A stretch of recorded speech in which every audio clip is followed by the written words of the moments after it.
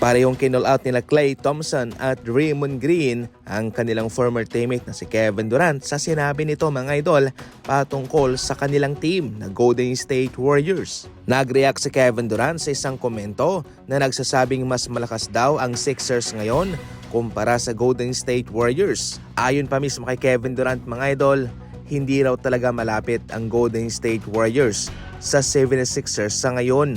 Si Joel Embiid, MVP. Si Jaylen Brown nakapunta sa finals, MVP din. Si Tyrese Maxey, All-Star daw sa huling 3 taon. At alam daw natin kung ano ang magagawa ni LeBron. Si Klay Thompson hindi raw naging MVP candidate despite na nag-a-average ng 22 points per game. Si Draymond Green, 14 points, 7 rebounds, 6 assists lang daw. Si Stephen Curry, MVP. At ganoon din naman daw si Joel Embiid.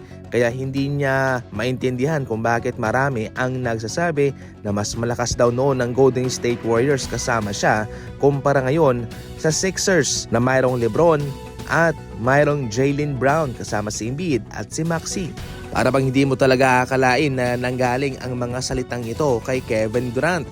Well, kung tutuusin, ganyan po ang kanyang sinasabi sa kanyang mga burner account. Matarandaan na yung sa Rockets, kinall out niya si Alperen Sengun gamit ang kanyang burner account na hindi naman daw talaga ito magaling at hindi raw talaga magaling sa shooting. Dininay ni Kevin Durant ang mga burner account na yon. Pero sa huli ay nagkaroon sila ng team meeting sa kanilang locker room at isang tabi na lang.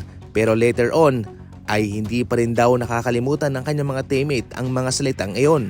Ngayon sa Warriors naman mga idol, kinall out siya ni Klay Thompson na bakit daw kailangan pang i-mention ang kanyang full name. Ayon naman kay Draymond Green mga idol, baka inaakala siguro ni Kevin Durant ay gamit pa niya yung kanyang burner account in which hindi na. Kung sa Warriors naman, ito talaga yung rason kung bakit hindi mo talaga dapat na ikumpara yung dalawang bagay sa isa't isa.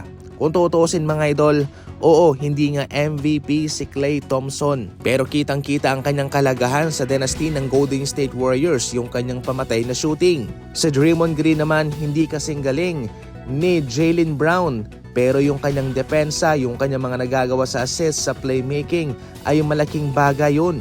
Si Embiid naman, MVP katulad ng Stephen Curry, pero iba-iba yung kanilang naibibigay mga idol. And guess what? Kung ating ikukumpara, mayroon na bang narating si Embiid at si Maxey sa Sixers? Nagkampiyon na ba sila? Kung totoong malakas sila, nakapunta na ba sila sa NBA Finals? Ang Warriors, from 2014, nagsimula na ang kanilang mainit na playoff appearance. 2015, nagkampiyon sila, pabalik-balik sa NBA Finals. 16, 17, 18, 19, at nagkampiyon pa sa 2022. Ang Sixers sa mga taong yan ay walang nararating mga idol. At ngayon ikukumpara mo ang Sixers na mayroong Jaylen Brown, Embiid, Tyrese Maxey, at LeBron James sa isang kupunan na subok na yung chemistry. Ikukumpara mo yung kanilang mga achievement. Kung tutuusin, nasa team wala pa silang nararating at yung kanilang chemistry hindi pa nasusubukan. Yung sa Golden State Warriors, si Klay Thompson, Draymond Green, Stephen Curry, napakalakas ng kanilang chemistry. Pasalamat na lang si Kevin Durant ay nagkaroon siya ng back-to-back championship sa Golden State Warriors. After that, sa mga team na kanyang nilipatan, wala na siyang tagumpay. Nasasaktan pa rin kasi si Kevin Durant. 2022 nagkampiyon ng Warriors nang wala siya. Siya, wala pa. Palipat-lipat na ng team. Brooklyn Nets, Suns at ngayon sa Rockets naman. Para sa mga NBA Fast Break balita, tumuto ka lang. And as always, thank you for watching.